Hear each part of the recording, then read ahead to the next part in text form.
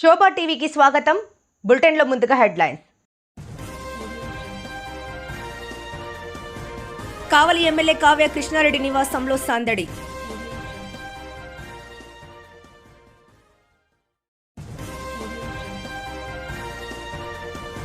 కలువాయిలో స్వర్ణాంధ్ర స్వచ్ఛాంధ్ర.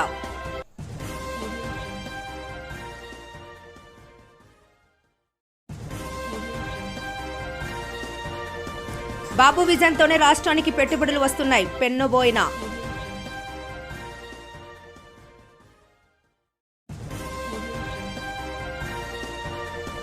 కొంచెం గ్యాప్ తర్వాత మళ్లీ మొదలైంది.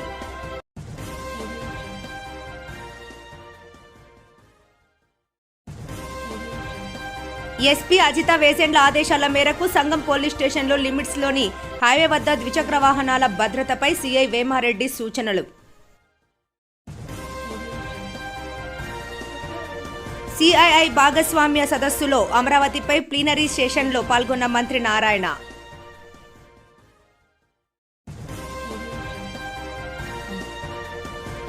సన్నిబోయిన కమల్ ఆధ్వర్యంలో సేవా కార్యక్రమం. ముఖ్య అతిథిగా ఎమ్మెల్యే కావ్య కృష్ణారెడ్డి.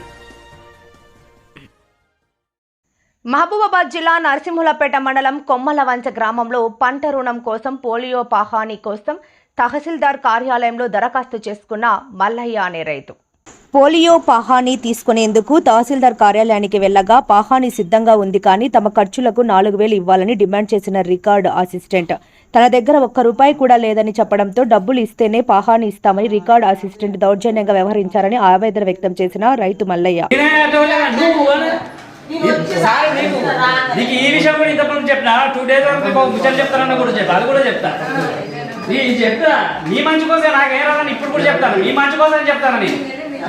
నన్ను అపార్థం చేసుకుంటా.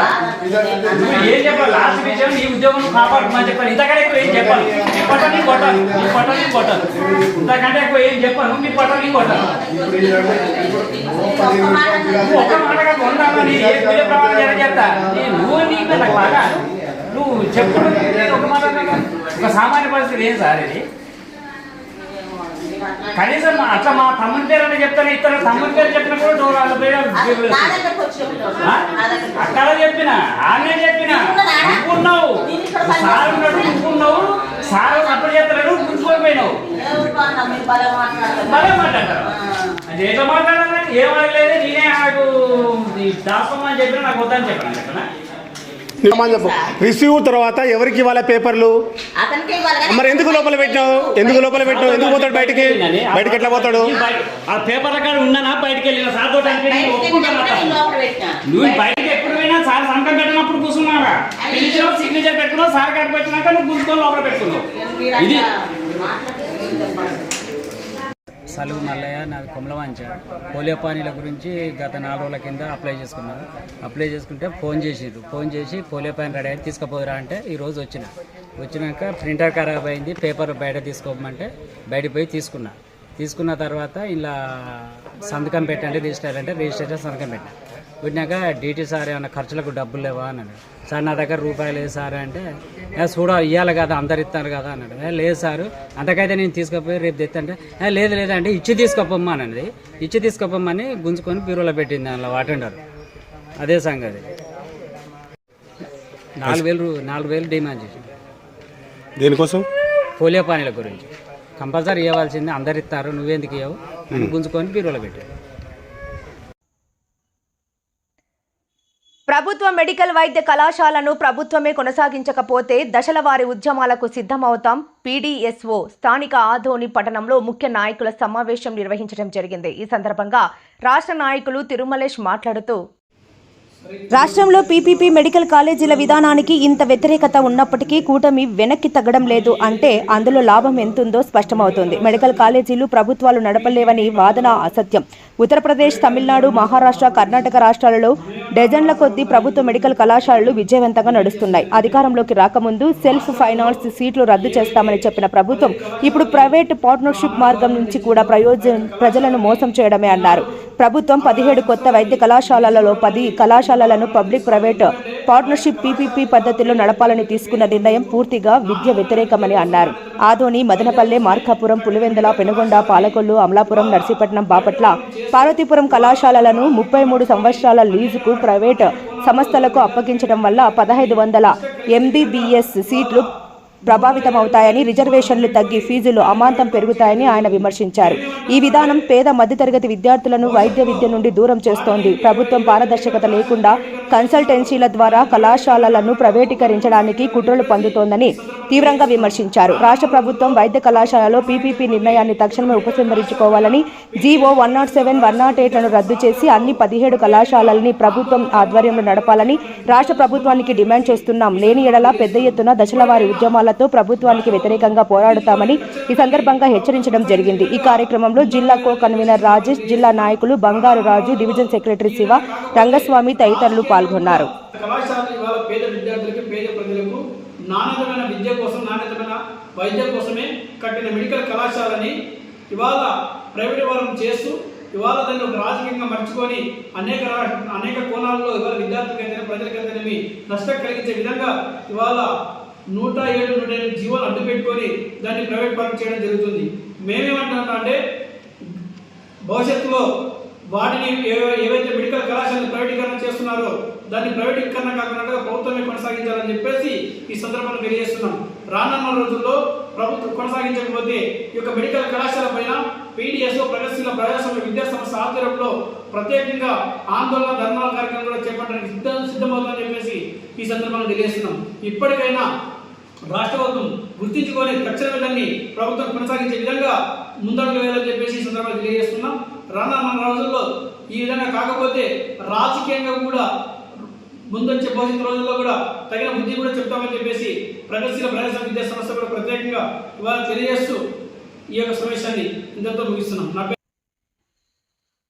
భగవాన్ శ్రీ సత్యసాయి బాబా శత జయంతోత్సవాలలో పాల్గొనేందుకు శనివారం గౌరవ కేంద్ర వాణిజ్య మరియు పరిశ్రమల శాఖ మంత్రివర్యులు శ్రీ పీయూష్ గోయల్ గారు శ్రీ సత్యసాయి జిల్లా పుట్టపర్తి విమానాశ్రయానికి విచ్చేశారు.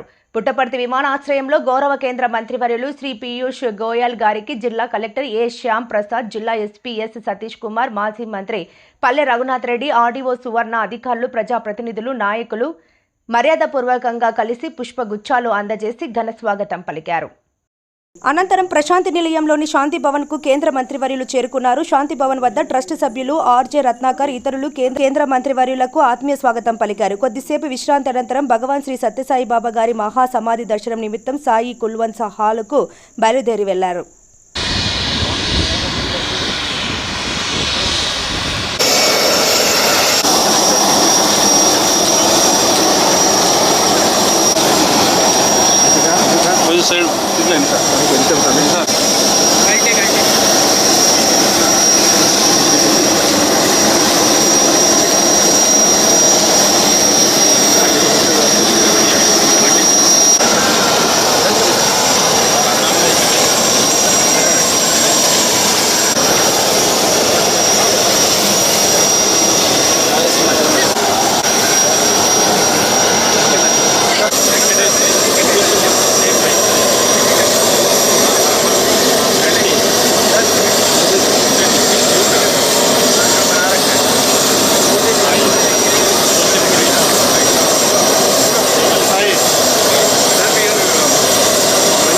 పార్వతీపురం మన్యం జిల్లా బామిని మండలంలో బత్తిలి ఇంటర్ స్టేట్ చెక్పోస్ట్ వద్ద గంజాయి ర్యాకెట్ ముఠాను పోలీసులు పట్టుకున్నారు. కేరళ నుండి ఒరిస్సాకు తరలిస్తున్న గంజాయి ముఠాను పాలకొండ డీఎస్పీ రాంబాబు ఆధ్వర్యంలోని బృందం పక్కా సమాచారంతో పట్టుకున్నారు.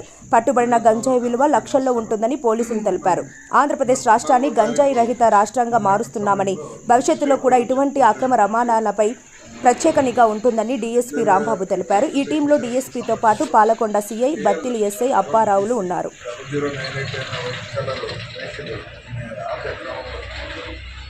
అక్కడ చెక్ పోస్ట్ దగ్గర కూగల్ని డాష్ ఇచ్చి ముందుకి పారిపోయే సమాచారం వచ్చింది. అది దాంట్లో భాగంగా మనకి ఈ పోలీస్ చెక్ పోస్ట్ దగ్గర బుద్ధి వెళ్ళడం వల్ల దీంట్లో ఏమన్నా గంజాయి కానీ ఇతర మార్పులు కానీ ఉండొచ్చన్న అనుమానంతో మనం ఆ బండిని సెట్ చేయడం జరిగింది. అయితే వాళ్ళు పోలీసులు తప్పించుకొని దూరం వెళ్ళి గురుజాల వైపు వాళ్ళు అక్కడ పెట్టుకొని ఉన్నారు. దాని మీద ఎస్ఐ గారు బత్తిల ఎస్ఐ గారు అప్పారావు ఆధ్వర్యంలో వెహికల్ చెకింగ్ చేయడం జరిగింది. ఈవినింగ్ నిన్న అది వెహికల్ చెకింగ్ చేస్తుండగా వీళ్ళు ఎవరైతే ఈ వెహికల్ కారు ఉద్దేశం వెళ్ళిపోయారో పోలీసులు అడవుడు తగ్గుంటుందని చెప్పి గురుజాల వైపు నుంచి ఆ వాన్ నుంచి మళ్ళీ మెయిన్ రోడ్ ఎక్కి వెళ్ళడానికి వస్తుండగా వెహికల్ చెకింగ్ మనకు జరగడం జరిగింది. అప్పుడు ఆ వెహికల్ చెకింగ్ సందర్భంగా చూస్తే ఆ బండి నెంబరు మనకి KL11DC0098 అనే నెంబరు దొండ యాక్సిడెంట్ కారుగా మనం ఐడెంటిఫై చేసి దాంట్లో వెళ్ళి చెక్ చేయగా మొత్తం 53 ప్యాకెట్లు గంజాయిగా అనుమానం ఉన్నటువంటి ప్యాకెట్స్ని అక్కడ చేయడం జరిగింది, పట్టుకోవడం జరిగింది. దాంట్లో ప్రతాప్ సింగ్ ఎలియాస్ ఫైసల్ ఇతను కేరళ రాష్ట్రానికి అల్పూజ జిల్లాకు సంబంధించిన అతను, అలాగే నదీం సునీల్ అని ఇతను కూడా కేరళ రాష్ట్రం క్యాస్ట్ ముస్లిం, ఆయన కూడా కన్వర్టెడ్ ముస్లిం. ప్రతాప్ సింగ్ ఎలియాస్ ఫైసల్ ఇతను ముస్లిం యువతని పెళ్లి చేసుకొని కన్వర్ట్ అంటే ముస్లింగా మారే పేరు మాత్రం హరిసింగ్ అని ఉంది, ఫైసల్ అని సపరేట్గా పెట్టుకున్నారు. ఇద్దరు కూడా అక్కడ మనం దొరకడం జరిగింది.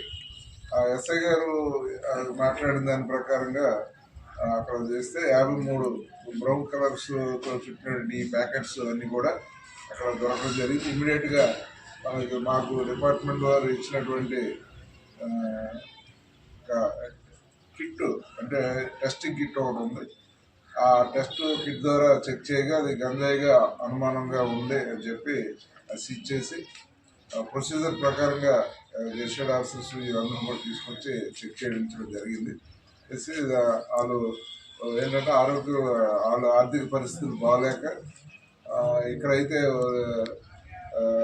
ఎక్కువ రేటుకి తక్కువ రేటుకి కొని అక్కడ ఎక్కువ రేటుకి అమ్ముకుంటే డబ్బులు వస్తాయనే ఉద్దేశంతో వీళ్ళు నెంబర్ వాళ్ళకి తెలిసిన వ్యక్తి ఇచ్చిన ఒక నెంబర్ పెట్టుకొని ఒరిస్సాలో బలంగీర్ దగ్గరలో వీళ్ళు ఒక ఫోన్ నెంబర్ ఆధారంగానే వెళ్ళారు.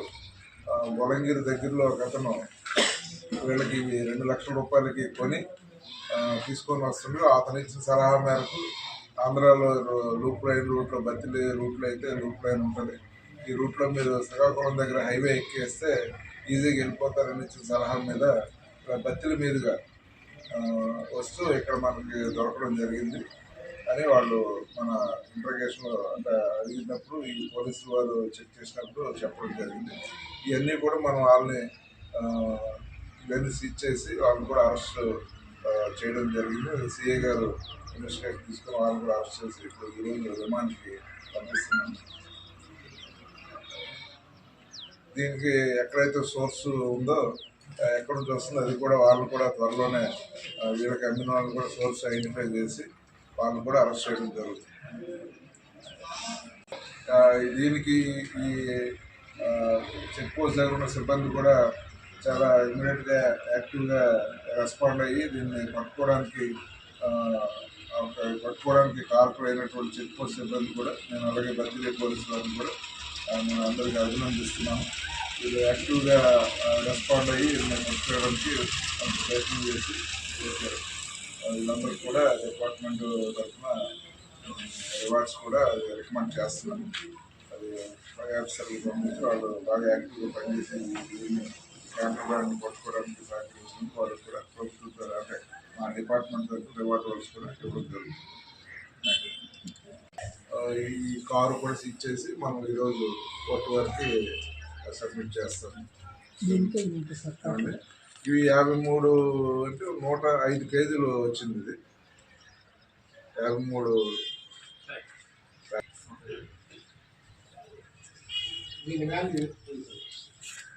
అంటే వాళ్ళు ఎక్కువ రేటుకి అమ్మడానికి చేశారు. వీళ్ళు అక్కడ 2 లక్షలకి కొన్నారు. అక్కడ వెళ్ళి అక్కడికి వెళ్ళేవాడికి 5 lakhs దాటుంటారు. వీళ్ళు అక్కడ లోకల్ బలంగీర్ దగ్గరలో ఒరిస్సా బలంగీర్కి దగ్గరలో అంటే అటువైపు రూట్లో తీసుకున్నారు. వీళ్ళు ఫోన్ నెంబరు ద్వారానే ఉంది. 2 లక్షల రూపాయలకి వీళ్ళు అక్కడ కొనుగోలు చేస్తారు. కానీ వీళ్ళు అక్కడికి చేరిన తర్వాత వీళ్ళు 5 లక్షలకి రీటైల్గా పర్చేజ్ చేసి 5 లక్షల వరకు వస్తుంది అని చెప్తాను.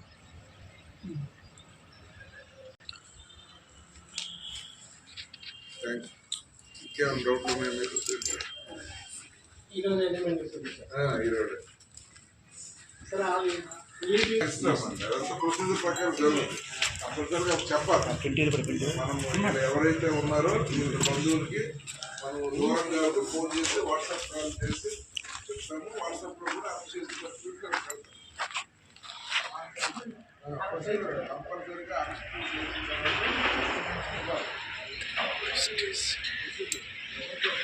కృష్ణారెడ్డి నివాసంలో సందడి, అభిమానుల నడుమ అట్టహాసంగా జన్మదిన వేడుకలు. కావలి ఎమ్మెల్యే కావ్య కృష్ణారెడ్డి నివాసం వద్ద పండుగ వాతావరణాన్ని తలపించింది. తెల్లవారుజాము నుంచి అభిమానులు, కార్యకర్తలు, నాయకులు భారీ సంఖ్యలో ఎమ్మెల్యే నివాసానికి తరలివచ్చి శుభాకాంక్షలు తెలియజేశారు.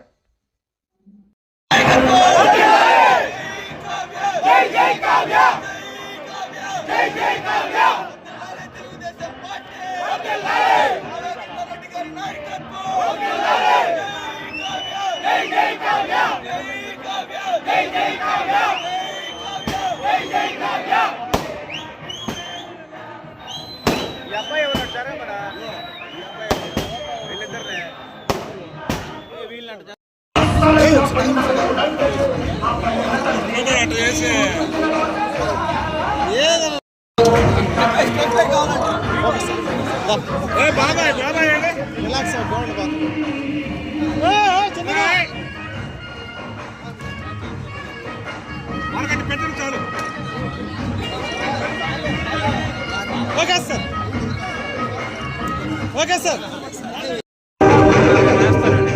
ఓకే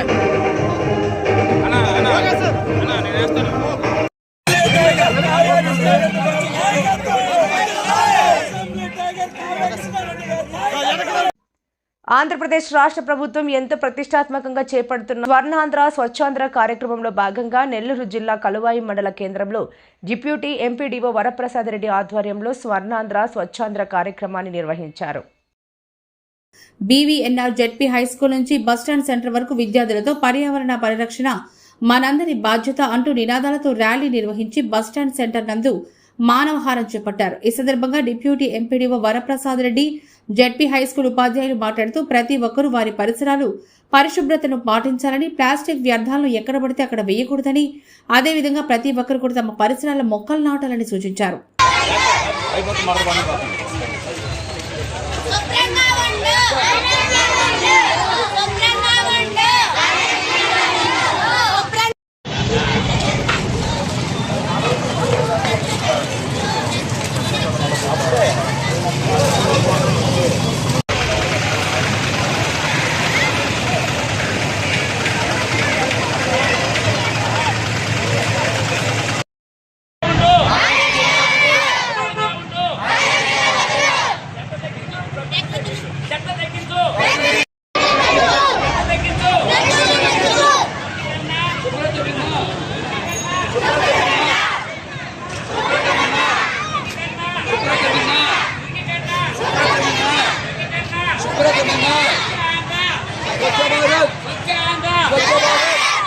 పరిసరాల పరిశుభ్రత కొరకు ప్రతిరోజు కొంత సమయం కేటాయిస్తానని ఆ వంతు కృషిగా స్వచ్ఛత కార్యక్రమాల కొరకు శ్రమదానం చేసి ఆంధ్రప్రదేశ్ సాధించే పరిశుభ్ర సంకల్పానికి కట్టుబడి ఉంటానని ఈరోజు పరిశుభ్రత గురించి నేను చేసిన ఈ ముందడుగు ఆంధ్రప్రదేశ్ రాష్ట్రాన్ని శుభ్రపరచడంలో సహాయం. ఆంధ్రప్రదేశ్లో భారీగా పెట్టుబడులు పెట్టి పరిశ్రమలు తెచ్చేందుకు అనేక సంస్థలు ముందుకు వస్తున్నాయంటే ఆ ఘనత కూటమి ప్రభుత్వందేనని ముఖ్యమంత్రి నారా చంద్రబాబు నాయుడుకే దక్కుతుందని రాష్ట్ర టీడీపీ ఆర్గనైజింగ్ సెక్రటరీ చెంచుల బాబు యాదవ్ పేర్కొన్నారు. రాష్ట్ర ముఖ్యమంత్రి శ్రీ నారా చంద్రబాబు నాయుడు గారు, రాష్ట్ర విద్యాశాఖ మంత్రులు, యువ నేత శ్రీ నారా లోకేష్ బాబు గారి ఆధ్వర్యంలో ఈ నెల 14వ తారీఖున విశాఖపట్నం ఇంజనీరింగ్ కళాశాల జరిగిన పారిశ్రామిక సదస్సులో ఈ రాష్ట్రానికి ప్రతిష్టాత్మకంగా దాదాపు 13 లక్షల కోట్ల రూపాయలతో పెట్టుబడులకు ప్రపంచంలోని అనేక దేశాల నుంచి పారిశ్రామికవేత్తలు వచ్చి ఒప్పందాలు కుదుర్చుకోవడం ఇది శుభ పరిణామం అని చెప్పి ఈ రాష్ట్రానికి ఈ యొక్క సువర్ణ అవకాశం అని చెప్పి తెలియజేసుకుంటున్నాం. ముఖ్యంగా ఈ రాష్ట్రంలో కూటమి ప్రభుత్వం అధికారం వచ్చిన తర్వాత మన ముఖ్యమంత్రి శ్రీ నారా చంద్రబాబు నాయుడు గారి నేతృత్వంలోని కూటమి ప్రభుత్వం ఈ రాష్ట్రానికి భారీ పెట్టుబడులను తీసుకువచ్చి భారతదేశంలోనే ఆంధ్ర రాష్ట్రానికి ఆంధ్ర తాంబూలంగా నియమించాలని తెలుసుకుంటున్నా. అనేక మంది పారిశ్రామికవేత్తలు చూపు ఆంధ్ర రాష్ట్రం వైపు వచ్చి ప్రతి ఒక్కరు కూడా ఆంధ్ర రాష్ట్రంలో పెట్టుబడులు పెట్టి భారీ పరిశ్రమలు నెలకొల్పాలనేటువంటి సంకల్పాన్ని కల్పించిన ఘనత మన ముఖ్యమంత్రి నారా చంద్రబాబు నాయుడు గారిని అని చెప్పి తెలియజేసుకుంటున్నాం. గతంలో జగన్మోహన్ రెడ్డి గారి ప్రభుత్వంలో ఈ రాష్ట్రంలో ఒక్క పరిశ్రమ సంస్థ గాని ఒక పరిశ్రమలు గాని వచ్చినటువంటి దాఖలాలు లేవు. పరిశ్రమవేత్తలందరూ కూడా జగన్మోహన్ రెడ్డి పరిపాలన చూసి వెనక్కి వెళ్లిపోయారని చెప్పి తెలియజేసుకుంటున్నా. అమరరాజ్య లాంటి అతిపెద్ద పరిశ్రమ కూడా ఆంధ్ర రాష్ట్రం నుంచి తెలంగాణకి పంపించిన ఘనత గత జగన్మోహన్ రెడ్డి ప్రభుత్వాన్ని చెప్పి తెలియజేసుకుంటున్నాం. కానీ ఈనాటి చంద్రబాబు నాయుడు గారి ప్రభుత్వం మన బాబు గారికి ఉన్న విజన్తో ఈ రాష్ట్రంలో భారీ స్థాయిలో పెట్టుబడులు వస్తున్నాయి. దాదాపు ఈ రాష్ట్రంలో 13 లక్షల మందికి ప్రత్యక్షంగానో పరోక్షంగానో ఉపాధి కలిగే అవకాశం కూడా దక్కిందని తెలియజేసుకుంటున్నా. ఈరోజు ఈ పరిశ్రమ పెట్టుబడులకు విశాఖ నగరం ఒక కేంద్రంగా మారి చెప్పి తెలియజేసుకుంటున్నాం. ఈ రోజు ఈ పరిశ్రమలన్నీ ఈ రాష్ట్రంలో నెల్లూరు నుంచి శ్రీకాకుళం వరకు ప్రతి జిల్లాకు కూడా అనేక పరిశ్రమలు వచ్చేదానికి అవకాశాలు ఉన్నాయి. ఈ రోజు చదువుకున్న వాళ్ళు ప్రతి ఒక్కరూ ప్రతి ఇంటికి ఒక ఉపాధి కల్పించడానికి కూడా అవకాశాలు దక్కుతాయని చెప్పి కూడా తెలుసుకుంటున్నా. మన రాష్ట్రం నుంచి ఇతర రాష్ట్రాలకు ఉద్యోగాల కోసం వలసలు వెళ్లిన వాళ్ళు రాబోయేటటువంటి 2-3 సంవత్సరాల్లో తిరిగి ఆంధ్ర రాష్ట్రం వైపు చదువుకున్న వాళ్ళు, ఐటీ వాళ్ళు, అలాగే ఇంజనీరింగ్ విద్యార్థులు పరిశ్రమలందరూ కూడా ఆంధ్ర వైపు తిరిగి వచ్చేదానికి అవకాశం కల్పించాలని తెలుసుకుంటున్నా. ఒకవైపు పారిశ్రామికంగా అభివృద్ధి సాధిస్తూ రాజధానిని నిర్మిస్తూ పోలవరాన్ని పరుగులు పట్టిస్తూ ఈ రాష్ట్రాన్ని అన్ని రకాల సంక్షేమం వైపు తీసుకుపోతున్న ఘనత మన కూటమి ప్రభుత్వానికి, మన ముఖ్యమంత్రి నారా చంద్రబాబు నాయుడు గారిది, మన యువ నాయకులు నారా లోకేష్ బాబు గారి కృషితో ఈ రాష్ట్రానికి 2 లక్షల కోట్ల పెట్టుబడులతో పారిశ్రామికవేత్తలు వస్తున్నారంటే ఒక నమ్మకం చంద్రబాబు నాయుడు గారి మీద అపారమైనటువంటి విశ్వాసం, అపారమైనటువంటి నమ్మకంతో ఈ రాష్ట్రానికి భారీ స్థాయిలో పెట్టుబడులు వస్తున్నాయని చెప్పి కూడా తెలుసుకుంటున్నాం. ఒక విజన్ ఉన్న నాయకులు ఈ రాష్ట్రానికి ముఖ్యమంత్రి కావడం ఆంధ్ర రాష్ట్ర ప్రజలు అదృష్టంగా భావిస్తున్నారని తెలుసుకుంటున్నాం. ఈ రోజు హైదరాబాద్ హైటెక్ సిటీ అంతగా అభివృద్ధి చెందిందంటే గతంలో చంద్రబాబు నాయుడు గారు వేసినటువంటి విజన్ వల్లనే ఈ రోజు హైదరాబాద్ నగరం భారతదేశంలోనే అత్యంత గొప్ప నగరంగా మారింది. మరో 10 సంవత్సరాల్లో అమరావతి కూడా భారతదేశంలో అత్యంత ఉన్నతమైన నగరంగా మార్చేదానికి మన ముఖ్యమంత్రి గారు కృషి చేస్తున్నారని తెలియజేసుకుంటున్నాం. వార్తలు ముగించే ముందు ముఖ్యాంశాలు మరోసారి. కావలి ఎమ్మెల్యే కావ్య కృష్ణారెడ్డి నివాసంలో సందడి.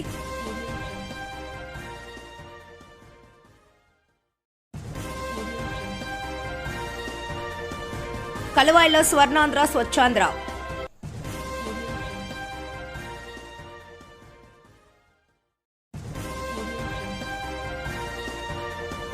బాబు విజన్తోనే రాష్ట్రానికి పెట్టుబడులు వస్తున్నాయి, పెన్నుబోయిన.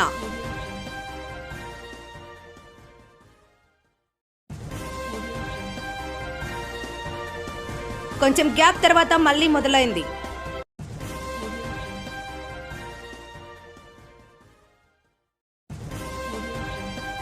ఎస్పీ అజిత వేసేండ్ల ఆదేశాల మేరకు సంగం పోలీస్ స్టేషన్లో లిమిట్స్ లోని హైవే వద్ద ద్విచక్ర వాహనాల భద్రతపై సీఐ వేమారెడ్డి సూచనలు. సిఐఐ భాగస్వామ్య సదస్సులో అమరావతిపై ప్లీనరీ సెషన్లో పాల్గొన్న మంత్రి నారాయణ.